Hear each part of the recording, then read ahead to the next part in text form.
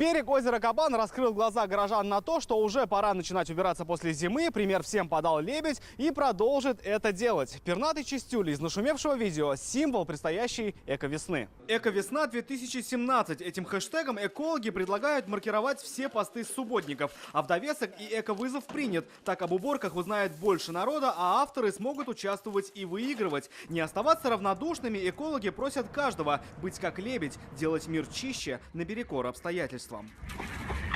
Он очень сильный пример подал людям, которые загрязняют природу и вообще все вот эти места. Вот.